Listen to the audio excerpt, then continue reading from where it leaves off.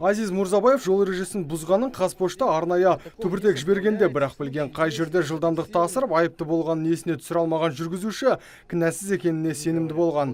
Сөйтіп өзін ақтап алудың жолын қарастыра бастаған. Ғаламтор арқылы кіріспе құрылғысының техникалық мінездемесін тауып, оны өндіретін ресейлік мамандармен байланысқа шыққан.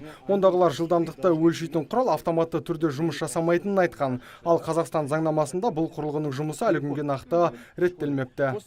В Кодексе об административных правонарушениях написано, что жол ережесінің бұзылуы автоматты түрде жұмыс жасайтын құрылғының көмегімен тіркелген жағдайда ғана хаттама толтырылмайды. Бұл туралы әкімшілік кодексте жазылған. Демек, менің ереже бұзғанымды кіріспе аппараты есепке алса, сол күні мені жол патрульдік полициясының инспекторлары тоқтатып, айыппұл салуы тиіс. если мое Расымен де құрылғы автоматтандырылған болса, онда орналасатын жердің мәліметі мен жылдамдық белгілеу қолмен енгізіледі. Аппараттағы ақпаратты өңдеу мүмкін екенін әкімшілік полиция басқармасының қызметкерлері де растап отыр. Айтуларынша, инспектор кіріспенің қасында кезекшілік атқаруға міндетті емес. Экипаж 5 шақырым қашықтықта өз аумағын күзете беруіне болады. Он через систему ГЛОНАСС, когда он Құрылғы спутниктік жүйе арқылы жұмыс жасайды. Ол орналасқан кезде автоматты түрде іске кіріседі. Спутниктік жүйе белгілі бір жерді көрсетеді, ал оны біз нақтылаймыз.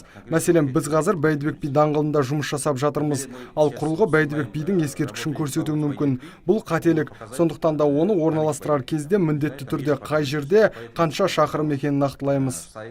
Ал Азиз Мурзабаев жаңа авторадардың Шымкентте заңсыз жұмыс жасап жатқан дәлелдеу үшін әкімшілік сотқа арызданған, бірақ сот қаулы шығарудың орнына ұйғарым беріпті. Енді шымкенттік жүргізуші құрылғыға қатысты қарсылық білдіре алмайды, дегенмен осындай істер Алматы және солтүстік өңірлерде ешқандай кедергісіз қаралып жатыр. согласно действующего Қолданыстағы заңнамаға сәйкес әкімшілік құқық бұзушылыққа қатысты сот ұйғарым бергеннен кейін мен қайта шағым түсіре алмаймын, тіпті облыстық сотқа да арыздана алмаймын. в областном суде.